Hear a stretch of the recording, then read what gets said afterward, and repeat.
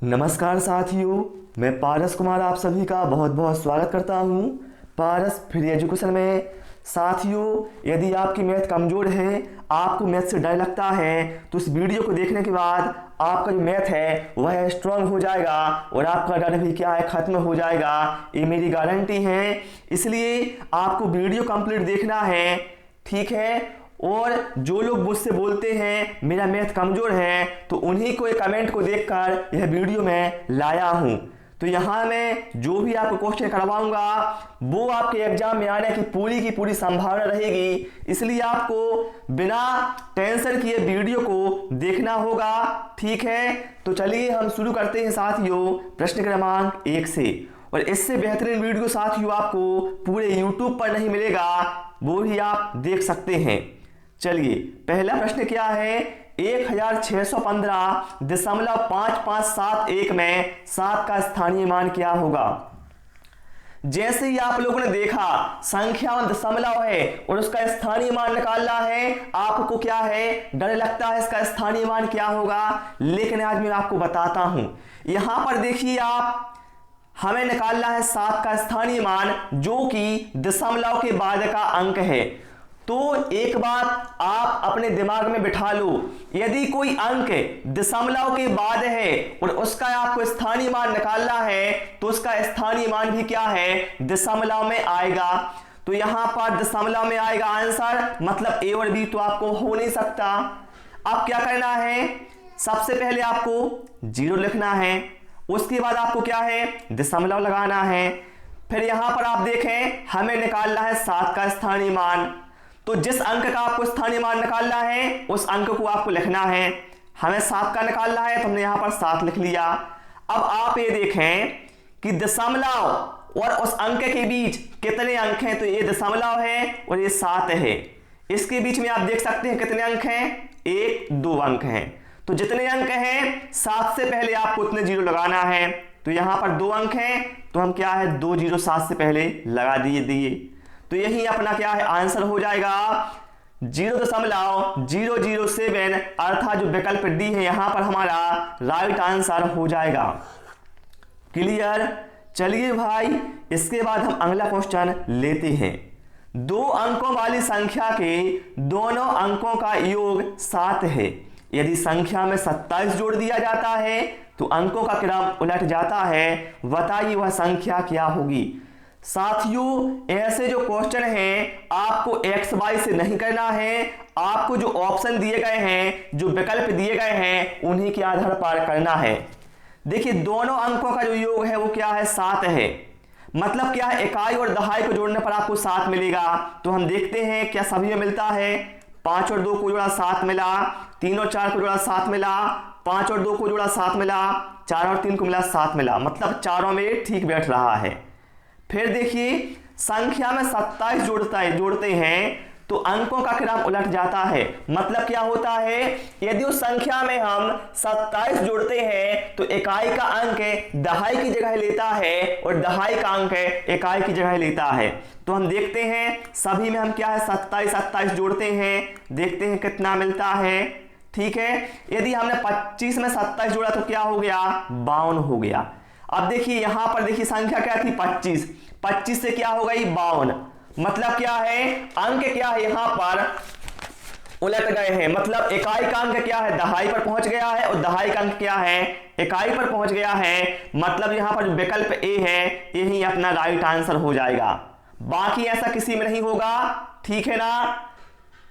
चलिए भाई, इसके बाद हम क्या है अगला क्वेश्चन लेते हैं। और वीडियो पसंद आ रहा है आपको वीडियो को लाइक करना है, शेयर भी करना है अपने उन साथियों के साथ जो कि मैथ में कमजोर है, ठीक है। चलिए, यहां पर कहा गया है एक त्रिभुज के कोणों में 2:3:4 का अनुपात है, त्रिभुज के कोण क्या होंगे।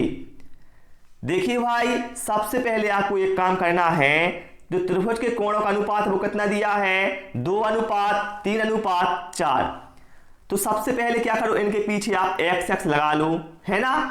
2 के पीछे x लगा लो 2x हो जाएगा, 3 के पीछे x लगाया 3x हो जाएगा, 4 के पीछे x लगाया क्या हो गया 4x हो गए। मतलब जो हमारे कोण होगा त्रिभुज के वो होगा 2x 3x और 4x। अब हम जानते हैं त्रिभुज के तीनों कोणों का जो योग है वो क्या होता है, 180 के बराबर होता है। मतलब यदि हम 2x धन 3x धन 4x करें तो हमें 180 मिलना चाहिए। ठीक है, तो करते हैं इनको, कितना हो जाएगा, 2 और 3 5 और 4 9, सॉरी 2 और 3 5, 5 और 4 9, मतलब यहां पर 9x के बराबर कितना हो गया, मिल गया हमें 180। x बराबर कितना हो जाएगा, 180 भागित 9, मतलब कितना मिलेगा हमें 20। हमारे पास x का मान कितना आ गया है 20। तो हमारे कोण क्या थे, 2x, मतलब पहला कोण कितना हो जाएगा, 2x मतलब 2 गुणित 20, क्योंकि x का मान हमने कितना निकाला 20। दूसरा कोण था 3x, मतलब 3 गुणित 20। तीसरा कोण था 4x, मतलब क्या था 4 गुणित 20। तो 20 दूना कितना हो गया, पहला कोण 40 हो गया। दूसरा कोण कितना था 3 गुणित 20, मतलब दूसरा कोण 60 हो गया। तीसरा कोण था 4 गुणित 20, मतलब 80। तो 40 60 80 ये अपना यहां पर राइट आंसर होगा। विकल्प सी, ये त्रिभुज के कोण होंगे जो कि 2:3:4 में होंगे। ठीक है, चलिए इसके बाद भैया हम अगला क्वेश्चन लेते हैं। रोशनी 1 घंटे में किताब का 1/3 भाग पढ़ती है। वह किताब को 11/5 घंटे पढ़ती है। इस किताब का कितना भाग पढ़ने को शेष बचता है। यहां पर आपको बहुत कुछ नहीं करना है, बहुत आसान है। आपको क्या है, देखिए यहां पर कहा गया है 1 घंटे में जो रोशनी है वह कितना भाग पढ़ती है, 1/3 भाग पढ़ती है। ठीक है ना भैया, 1 घंटे में पढ़ती है 1/3 भाग, तो 11/5 घंटे में कितना भाग पड़ेगी, 11/5 घंटे में कितना भाग पड़ेगी। तो क्या करना पड़ेगा हमें, 1/3 में 11/5 का गुणा कर दो। ठीक है, क्या करना है, 1/3 में क्या करना है आपको, गुणा करना है 11/5 का। तो पता चल जाएगा 11/5 घंटे में कितना भाग पड़ेगी। कितना होगा, ऊपर का 11 का 1 से होगा तो 11, 5 का 3 से हुआ तो 15, मतलब 11/5 घंटे में हुआ है 11/15 भाग पड़ेगी। अब बताना है भैया इस किताब का कितना भाग पढ़ने को शेष बचा हुआ है। देखिए हमारे पास एक किताब थी भाई, ठीक है, जिसमें से क्या है 11/15 भाग पढ़ लिया। तो कितना भाग बचा, तो हम क्या करेंगे, 1 में से 11/15 को घटा देंगे। ठीक है, तो कितना मिलेगा, देखिए 15 एकम 15 ऋण 11 और नीचे 15 ही आएगा। 15 में से 11 गया, कितना बचा 4 और 15 ज्यों के त्यों, मतलब 4/15 भाग पढ़ने को शेष बचता है। विकल्प सी यहां पर हमारा राइट आंसर होगा। बहुत आसान है भाई मेरी मैथ, ऐसी बात नहीं है, वो तो आपने मन में बिठा लिया है कठिन है और आप लोग प्रैक्टिस नहीं करते अच्छे से, इसलिए आपको क्या है कठिन लगती है। चलिए भाई इसके बाद हम अगला क्वेश्चन लेते हैं। यहां पर कहा गया है 60 मीटर गुणित 40 मीटर गुणित 30 मीटर माप का एक घनाभाकार गोदाम है। इस गोदाम में कितने घनाभाकार बक्से रखे जा सकते हैं यदि बक्से का आयतन 0.8 घन मीटर है। देखिए जब भी आपको ऐसे क्वेश्चन आए, आपको क्या है बक्सों का साइज दिया जाए और एक छोटे बक्से का साइज दिया जाए और कहा जाए इस बड़े बक्से में कितने बक्से बनेंगे, तो आप संख्या कैसे निकालेंगे। संख्या निकालने के लिए आपको क्या करना है, बड़े घन का आयतन या बड़े घनाभ का आयतन, बड़े घनाभ का आयतन में भाग लगाना है आपको छोटे घन के आयतन से, छोटे घनाभ के आयतन से। तो आपको संख्या पता चल जाएगी कि कितने बक्से इसमें बनेंगे। तो बड़े घनाभ का आयतन कितना होगा, देखिए लंबाई कितनी है 60 मीटर, चौड़ाई 40 मीटर और गहराई 30 मीटर। तो लंबाई गुणित चौड़ाई गुणित ऊंचाई क्या होता है, घनाभ का आयतन होता है। तो बड़े घनाभ का आयतन कितना हो गया 60 गुणित 40 गुणित 30। छोटे घनाभ का आयतन हमें दिया हुआ है 0.8। अब आप लोग सोच रहे हो भैया दशमलव है, दशमलव को क्या किया जाए, तो भैया कुछ नहीं करना है। आपको दशमलव खत्म करने के लिए क्या करना है, ऊपर यहां पर गुणा का चिन्ह लगाना है और 1 लिखना है। अब आप ये देखें कि दशमलव के बाद कितने अंक है नीचे, तो दशमलव के बाद यहाँ पर आप देख सकते हैं केवल एक ही अंक है 8। तो जितने अंक हैं आपको उतने जीरो लगाना है। दशमलव के बाद यहाँ पर एक अंक है तो हम यहाँ पर एक के बाद क्या है एक जीरो लगा देंगे। मतलब क्या है जो आपको दशमलव है क्या है खत्म हो गया। ठीक है, इस दशमलव को आप भूल जाओ अब। ठीक है, अब देखिए क्या करेंगे हम 8 एकम 8, 8 पंचे 40। हमने क्या किया 8 से हमने 40 को काट दिया 5 बार, तो हमारे पास क्या बचा फाइनली 60 गुणित 5 गुणित 30 गुणित 10। गुणा करिए आपस में, 60 पंचे कितना हो गया 300 गुणित 30 गुणित 10 कितना हो गया 300। 300 गुणित 300 मतलब क्या होगा 3 का 9 और जीरो कितने हो जाएंगे 4 आ जाएंगे।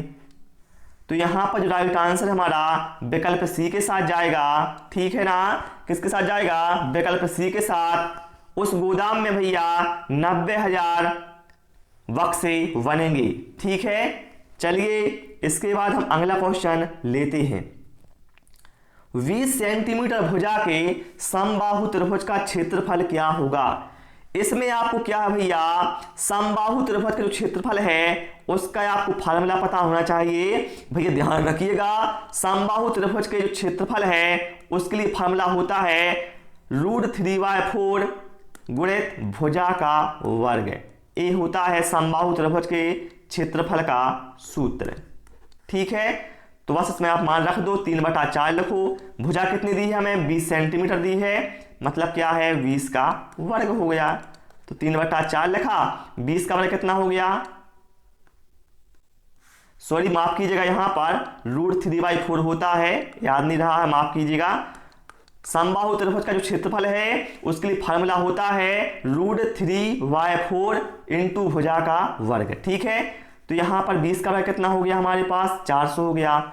हम 4 से क्या है 400 को क्रॉस कर देंगे, 4 एकम 4 और 0 का 0। तो हमारे पास क्या बचा, हमारे पास बचा हुआ है √3 गुणित 100। तो कितना हो जाएगा 100√3। ये होगा हमारे समबाहु त्रिभुज का क्षेत्रफल। जो विकल्प बी है यहाँ पर हमारा करेक्ट आंसर हो जाएगा। ठीक है ना, क्लियर हो गया ना। चलिए भाई इसके बाद क्या हम अगला क्वेश्चन लेते हैं। अब यहाँ पर कहा गया है ए तथा बी की जो आयु है उनमें अनुपात है 6:5 तथा उनकी आयु का योग 44 वर्ष है। 8 वर्ष के बाद उनकी आयु का अनुपात क्या होगा। देखिए भाई यहाँ पर ए है और क्या है बी है, उनकी आयु का अनुपात कितना है 6:5। तो हमने मान लिया ए की आयु 6x है और बी की आयु कितनी है 5x, क्योंकि अनुपात दिया है 6:5। तो आपको इस तरह से मान लेना है। अब कहा गया है उनकी आयु का जो योग है वह 44 वर्ष है। आयु का योग कितना हो गया 44 वर्ष, मतलब ए की आयु 6x थी धन बी की आयु कितनी थी 5x थी। दोनों को जोड़ते हैं तो हमें क्या है 44 मिलता है। तो 6x धन 5x कितना हो गया 11x। 11x बराबर कितना हो गया हमें 44 मिल गया। x बराबर कितना मिल जाएगा हमें 44 भागित 11, मतलब कितना मिलेगा 44 में भाग देंगे 11 से 4। तो x का मान हमारे पास कितना आ गया 4। तो a की जो आयु थी वो कितनी थी 6x है, तो इसमें x का मान रख दो 6 गुणित 4।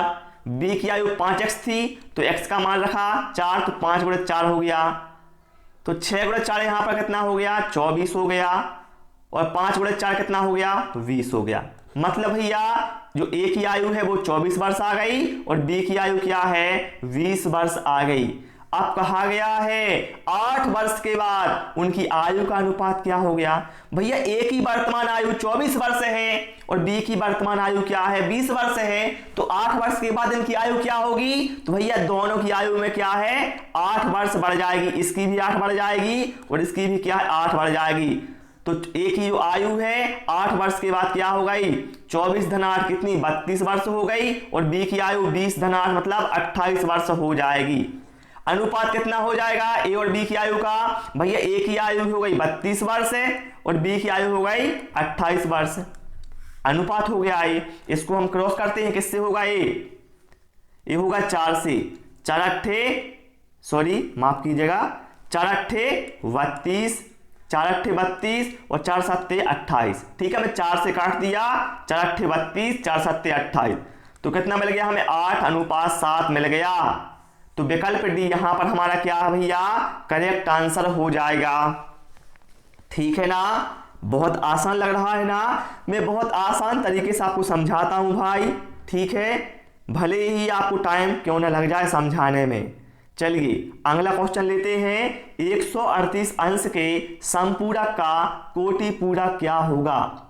138 अंश भैया मेरे समपूरक कोणों का जो योग है वह 180 के बराबर होता है, और जो कोटि पूरक कोणों का योग होता है वह 90 अंश के बराबर होता है। ये दोनों पॉइंट आपको ध्यान रखना है। तो भैया 138 के समपूरक का कोटि पूरक, तो पहले हम क्या करेंगे, 138 का समपूरक निकालेंगे। क्या निकालेंगे, पहले हम 138 का समपूरक निकालेंगे। तो समपूरक क्या होगा 138 का, 180 ऋण 138, क्योंकि दोनों कोणों का जो योग है वह समपूरक में 180 के बराबर होता है। तो यहां पर 180 में से 138 माइनस होगा तो कितना आ जाएगा, 42 आ जाएगा। तो हमारे पास भैया 138 अंश का जो समपूरक है वो आ गया है 42 अंश। फिर कहा गया है कि 138 के समपूरक है, मतलब जो 42 निकाला है इसका आपको कोटि पूरक निकालना है। 42 का कोटि पूरक क्या होगा, 42 अंश का जो कोटि पूरक है वो क्या होगा। तो भैया कोटि पूरक कोणों का योग कितना होता है, 90 होता है। तो कितना होगा दूसरा कोण, 90 ऋण 42, 90 में से 42 गया, कितना मिला हमें, 48 मिला भैया। तो यहां पर हम कह सकते हैं 138 के समपूरक का कोटि पूरक 48 अंश के बराबर होगा। विकल्प बी यहां पर हमारा क्या है, राइट आंसर हो जाएगा। क्लियर। चलिए भाई इसके बाद हम अगला क्वेश्चन लेते हैं। किसी नगर की जनसंख्या 20,000 है, उसके विभिन्न व्यवसाय निम्नांकित पाई चार्ट में दिखाए गए हैं। सबसे अधिक और सबसे कम संख्या वाले कार्यों में लगे व्यक्तियों का अंतर कितना है। देखिए ये भैया जो दिखाया गया है ये है पाई चार्ट, जो कि आपके सिलेबस में है। तो यहां पर आप पॉइंट देखें, आपको निकालना क्या है, सबसे अधिक और सबसे कम संख्या में लगे कार्यों वाले व्यक्तियों की संख्या। तो यहां पर आप देखें सबसे अधिक जो व्यक्ति है भैया वह कृषि क्षेत्र में लगे हुए हैं सबसे अधिक, और सबसे कम लगे हुए हैं व्यापार में 6.7%। सबसे अधिक किसमें लगे हुए हैं, कृषि में, कितना 33.3%, और सबसे कम लगे हुए हैं व्यापार में 6.7%। आपको क्या है भैया, दोनों का यहां पर अंतर निकालना है। तो अंतर मतलब क्या है, माइनस कर देंगे। अब देखिए 33.3 में से हम घटाएंगे 6.7 को, तो कितना मिलेगा भाई आपको, बताइए आप कितना मिलेगा। तो भैया हमें मिलेगा 26.6। कितना मिलेगा हमें, 26.6% मिल गया। ठीक है, मतलब ऐसे व्यक्ति, मतलब ये अंतर हमें पता चल गया है। ठीक है, सबसे अधिक और सबसे कम वाले कार्यों में लगे व्यक्तियों का। ठीक है, तो आपको कुछ नहीं करना है, जो संख्या थी यहां पर जनसंख्या थी 20,000, इसका आपको 26.6% निकालना है। 26.6% निकालना है। तो ऐसे आप निकाल लेंगे।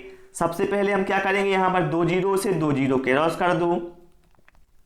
अब कुछ नहीं करना भैया, आपको क्या करना है, यहां पर इनका आपको गुणा करना है। देखिए 200, इस दशमलव को आप भूल जाएं, आप ये सोचें 266 है, तो 266 शून्यम 266 का गुणा जीरो में हुआ तो फिर से जीरो, 266 का गुणा 2 में हुआ तो कितना आएगा बताएं आप लोग। 266 का यदि हम गुणा करते हैं भैया 2 में, तो हमें मिलेगा कितना, 532 मिलेगा ना। अब क्या करें, यहां पर देखिए पीछे से एक अंक के बाद दशमलव था, तो यहां भी क्या है, पीछे से एक अंक के बाद दशमलव लगा देंगे, मतलब 5320 ये आपका करेक्ट आंसर हो जाएगा। तो 5320 आप देख सकते हैं विकल्प डी में दिया हुआ है 5320 320 जो कि हमारा राइट आंसर होगा। चलिए अगला क्वेश्चन लेते हैं जो कि हमारा आज का लास्ट क्वेश्चन है। ठीक है, आगे भी आपको इसी तरह की भाई क्लास हैं मिलती रहेंगी।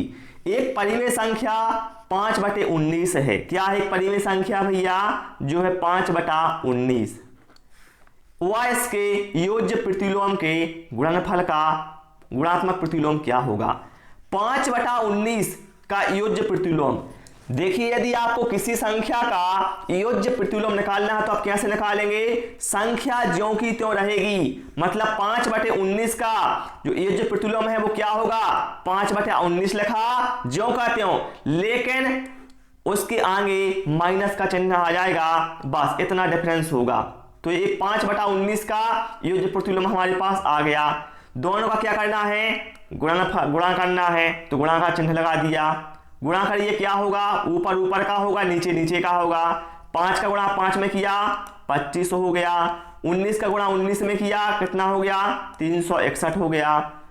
और जो माइनस का चिन्ह है ये क्या है? हमारे आगे आ जाएगा। तो हमारे पास कितना आ गया? अभी देखिए 5/19 व उसके योज्य प्रतिलोम का गुणनफल आ गया है। ठीक है, अब हमें क्या करना है? इस गुणनफल का गुणात्मक प्रतिलोम ये बताना है कितना होगा। तो गुणात्मक प्रतिलोम में क्या होता है भैया? कुछ नहीं होता, इसमें संख्या पलट जाती है। जो ऊपर की संख्या वो नीचे आ जाएगी, नीचे की संख्या क्या है? ऊपर आ जाएगी। मतलब यहां पर जो 25 है वो नीचे आ जाएगा और 361 क्या है? ऊपर आ जाएगा। बाकी चिन्ह में कोई भी अंतर नहीं पड़ेगा। तो ऋण 361/25 जो विकल्प ए में दिया हुआ है यही अपना राइट आंसर यहां पर भैया हो जाएगा। ठीक है, तो प्यारे साथियों आज इस क्लास में इतना ही। आपको क्लास कैसी लगी कमेंट बॉक्स में अवश्य बताएं। Thanks for watching this video.